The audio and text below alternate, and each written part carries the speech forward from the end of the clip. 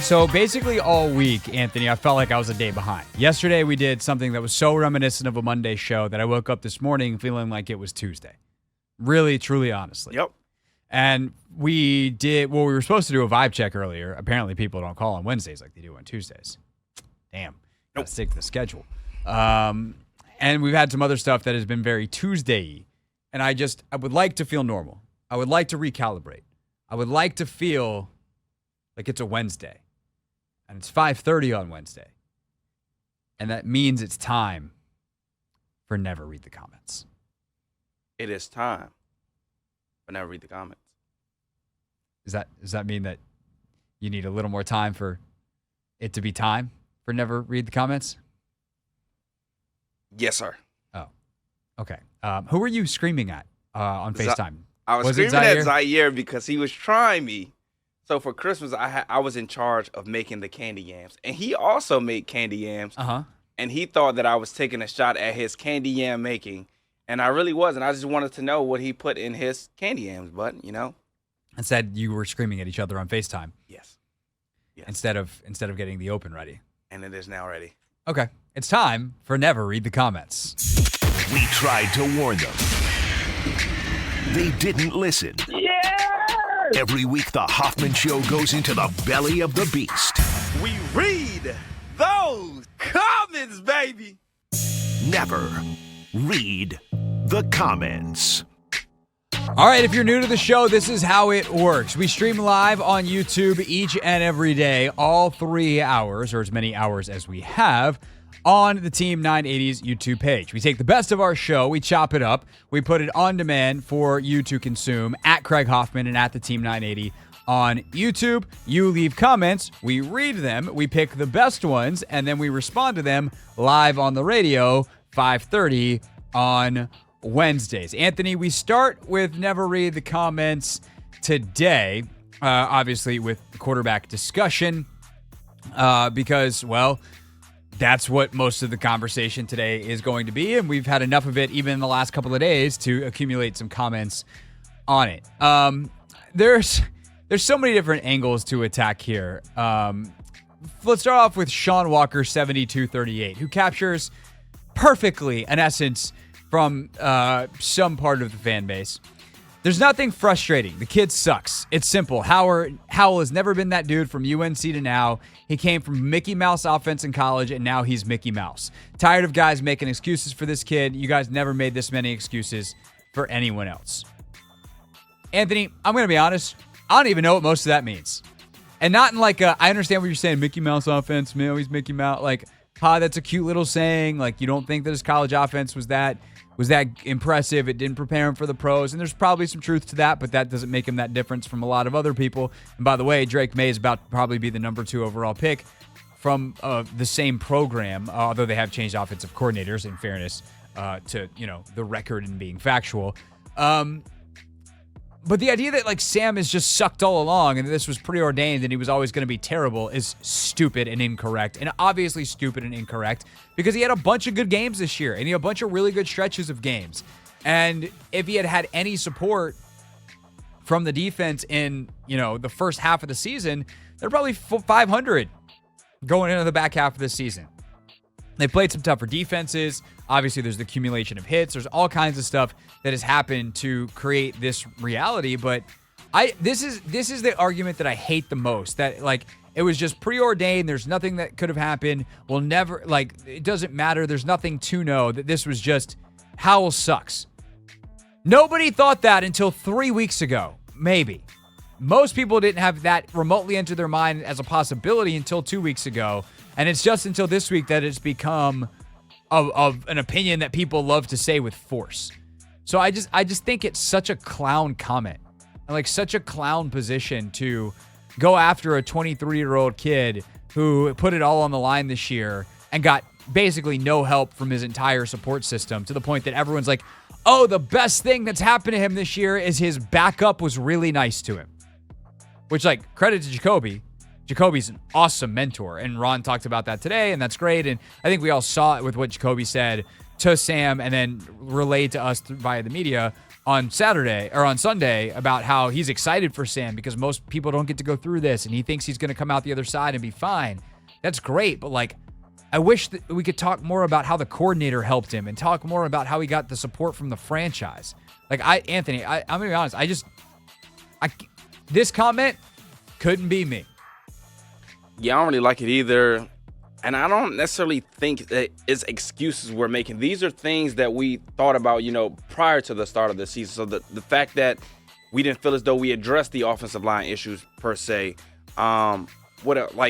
There's so many things. EB is a play caller, Right. Or, receivers not playing well. I mean, the thing that I think people are responding to, because this was, one comment I picked out of many that I could have along the same lines on today's episode of Take Command. And Logan merely said and pointed out that there's, on the first, I think, 7 plays, either a receiver has a drop or slips. Like, Sam is, let me see where ball's supposed to go here. Right as he's about to let it go, receiver falls down. That's not an excuse. Like, that's what happened. Yep. Fact. He's doing the right thing. And then, yes, because of that, he lost confidence. And that's not an excuse. Like, that's just an explanation of what happened. If you want to call it an excuse, fine. But, like, at the end of the day, the result is, like, he lost confidence and played really poorly. And later in the game, like, there's a lot more issues. But, like, it's not Sam's fault the receivers fell down. It's not Sam's fault he hit Curtis Samuel in the hand on first down and then Logan Thomas in the hands and face mask on second down and threw a pick. It's not Sam Howell's fault that the last pass that he threw, it throws with anticipation. He picks the right matchup. Curtis Samuel falls down, and this time he doesn't eat the ball like he did earlier in the game. He just lets it go. He trusts it, and Curtis falls again, and he throws it right to Quincy Williams. Like, that's not Sam's fault. It's bad luck.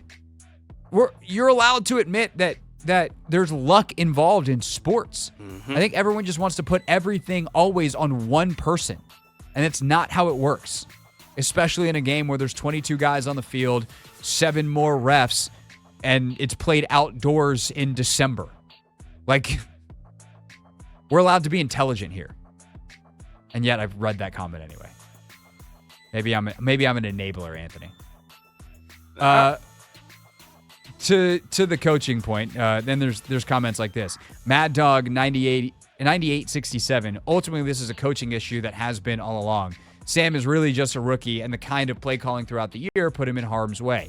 He definitely is shell-shocked. Sit him for the rest of the year. Let him learn. Let his mind and body heal up. As for the draft, definitely draft offensive lineman, quarterback, linebacker, more offensive lineman, and then intelligently use your cap space to fill the gaps. And we also talked about Benjamin St. Juste on this pod. He said, and as for BSJ, he can get better with better coaching, just like Forbes, and I look forward to cleaning out the stench of little Danny.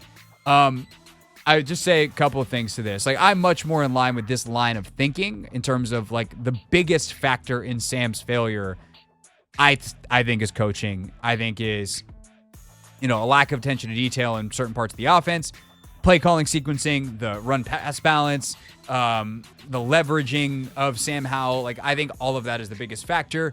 I think probably second to that is, and really like 1A and 1B with that, is roster construction. Again, this offensive line is not the worst offensive line in the league, but it is somewhere between 15 and 20 probably, and that's not good enough for a quarterback like Sam Howell. You need to do what Philly did and be like, hey, if we're going to have Jalen Hurts, we need a sick offensive line because he has a propensity to hold the football. Like, that's what you needed, and you're going to lean on your run game, and you're going to do all this stuff. So I think that all goes together. And then, obviously, too, is like Sam's own ability or inability to grow and learn and make some of the adjustments that he needed to throughout the year. In terms of the picks, like, I haven't gotten into any real draft prep yet. Just like some preliminary reading and keeping an eye on the mocks and talking to Matt Miller on our show and talking to some other folks off air. But remember, you spend your free agency money first, which is kind of annoying.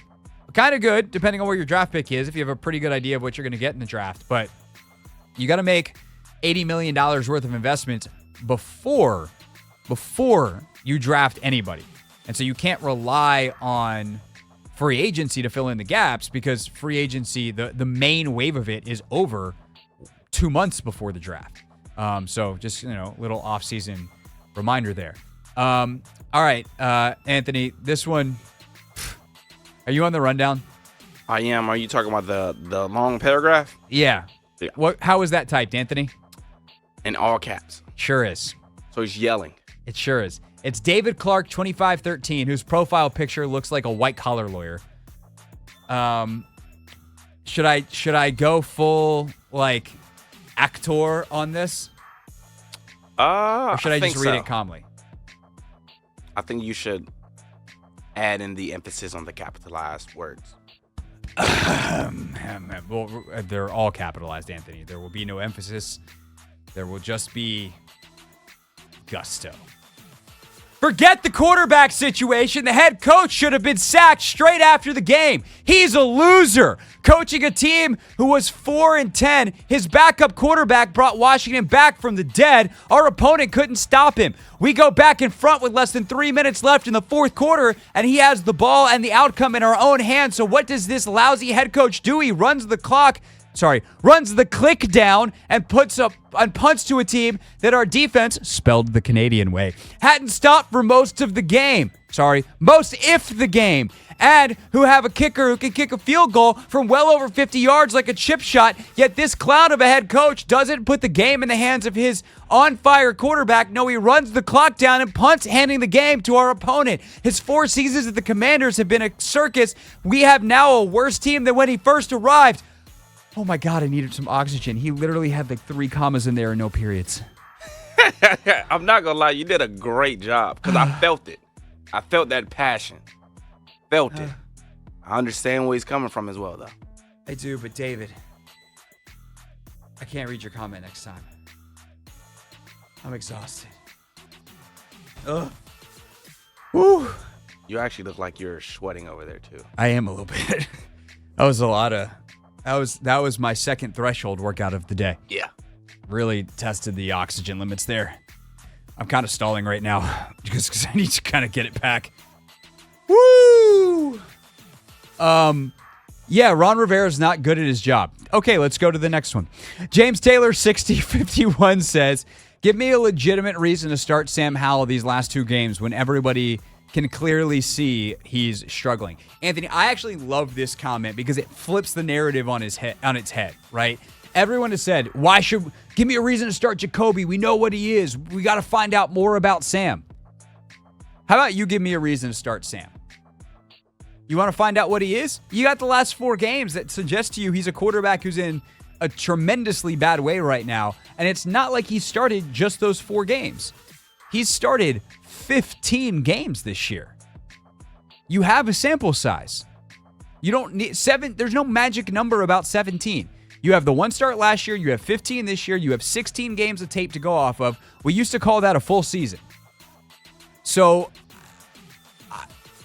for a guy that's in this bad of a way, in this bad of a funk, I love this comment because I would love someone to give me a reason beyond we need to see more to start Sam Howell, and I'd bet nobody can. Not a good one anyway. Yeah, I'm sitting over here trying to think of one. Can't think of one.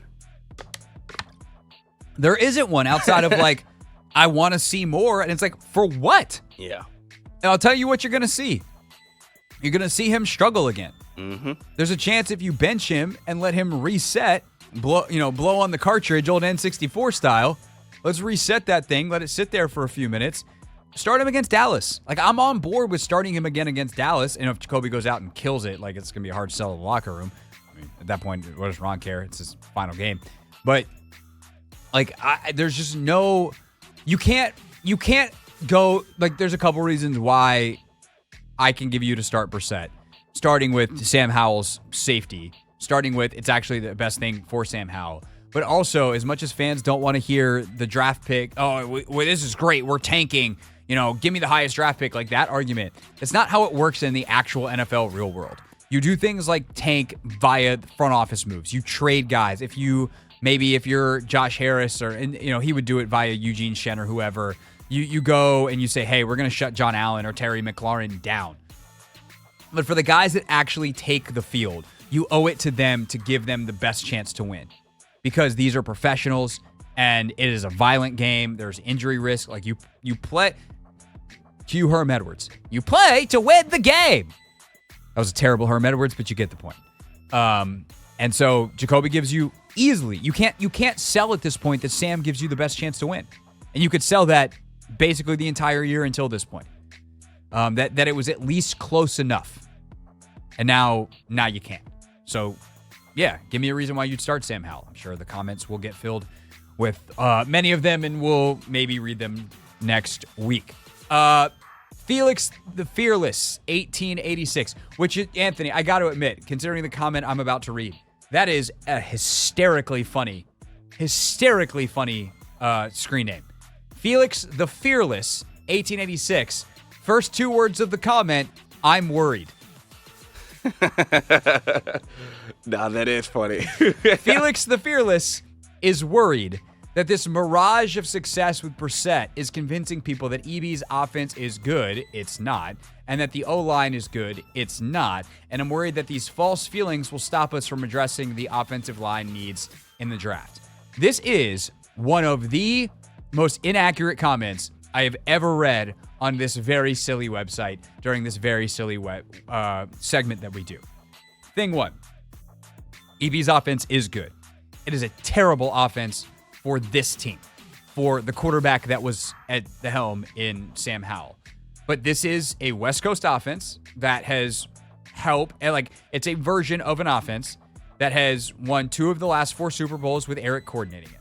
Obviously with a huge hand from Andy Reid and a very different quarterback operating it, a.k.a. Patty Mahomes, a.k.a. the best quarterback that I've ever seen actually perform the position, and someone who has a chance, if he continues to compile the resume track that he's on, to be right there with Brady as the greatest of all time by the time that his career is said and done. Like, let's be very clear. This offense can and does work on paper. It's just getting the right guy to execute it, the right guys to execute it, and they don't have that here. Offensive line. Maybe the reason that Jacoby is making the offensive line, quote-unquote, look good is because we've been trying to tell you the whole year that this offensive line is not as bad as the numbers look and not as bad as Sam Howell has made them look. It's not a mirage, people. Like, when Sam vacates an empty pocket, which I understand why he's doing because he's gotten just destroyed for a record pace of sacks through most of the season, you run out of clean pockets, good pockets that normal, like, veteran throw with anticipation NFL quarterbacks can throw out of, and you run into sacks, you run into pressure. And also, when you get the ball out on time, something that Jacoby can also do because he's a little bit taller and he can see over the not perfectly stout pockets that have been set in front of these quarterbacks this year, unlike Sam, who's a little bit shorter and has trouble with that on occasion. Yeah, the offensive line's going to look better, but they're playing the same. With that said, if you think that your football knowledge sitting on the couch is the same as the next general manager of the Washington Commanders, I'm very sorry to report that you actually could not do that job. That's not a disrespect to you. It's just a reality that, like, when you dedicate your life to something, like the professionals that do this for a living do, they're good at it. Just like they wouldn't probably be very good at your job, whatever that job is.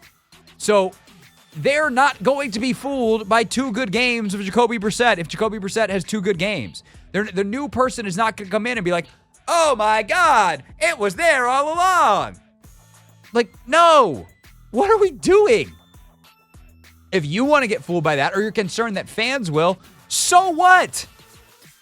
They can call into our show. They can write on our YouTube comments. All the nonsense that they want. Felix the Fearless. Be more fearless. Stop worrying about silly stuff. Hey, Craig. Yes. So you asked if someone can give you a legitimate reason to start Sam Howell the last 2 games when everyone can see he's struggling. Ben Standing reached out to me. He texted me, giving me a reason. And I'll ask you, is this a legit or Ben Standig, yes, private line to the comments. Yes. I like it. To see if he can work his way out of this funk. That was the legitimate reason. So here would be my response to that. Direct, indirect, I don't know what this is. My response, Ben, thanks for listening. Shout out to you, sir. You want to come on the show tomorrow? I don't know. We can talk about that. Private line, text back. My response to that is, this is not inevitable. Sam is not going to be whatever he is going to be no matter what.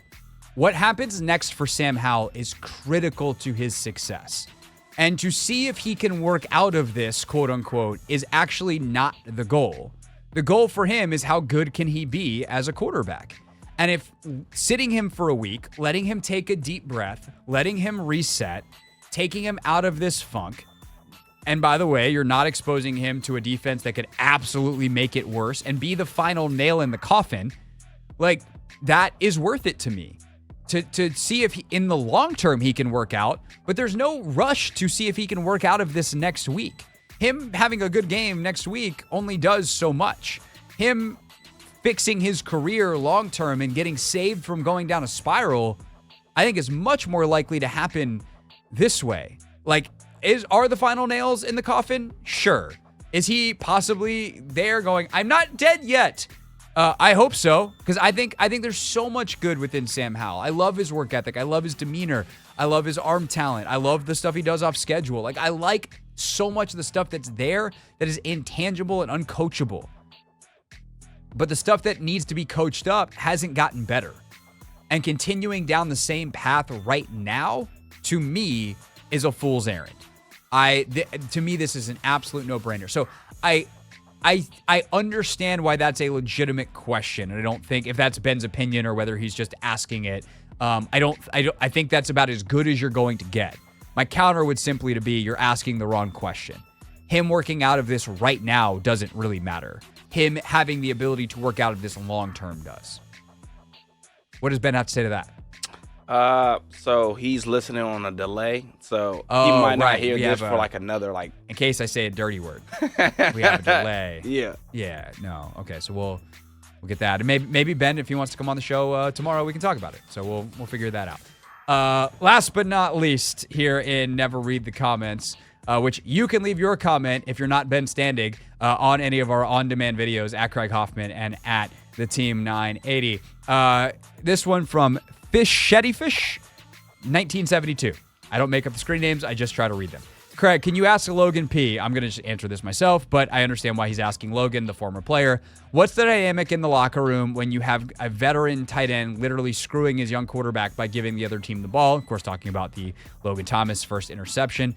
Is that a potential issue for Sam? Would a Matt Ryan get greater accountability from his receivers? These guys seem to be dropping a ton of easy-to-catch balls from Sam, which they suddenly catch from Jacoby.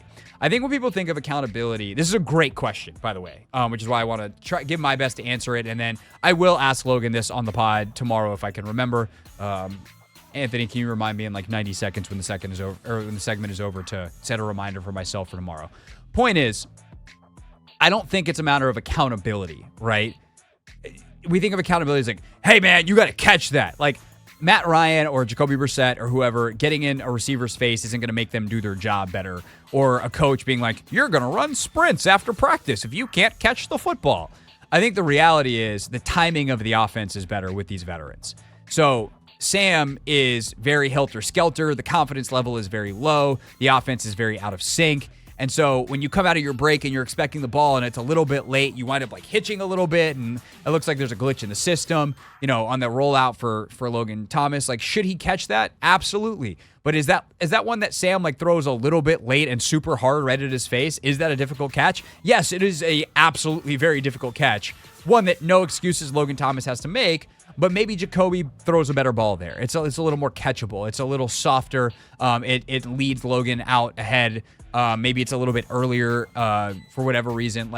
The timing and the rhythm and the confidence, I think, leads to the drops versus catches more than quote-unquote accountability. So that's my thought. We'll ask Logan tomorrow and see what he says, as long as I remember to, ask him. It's the Hoffman Show. We're on the Team 980. We're always live as well on the free Odyssey app. We are streaming live on YouTube at the Team 980 as well, where you can leave your comments for this very segment. Never read the comments. Of course, you can also leave them. We get most of our comments at Craig Hoffman.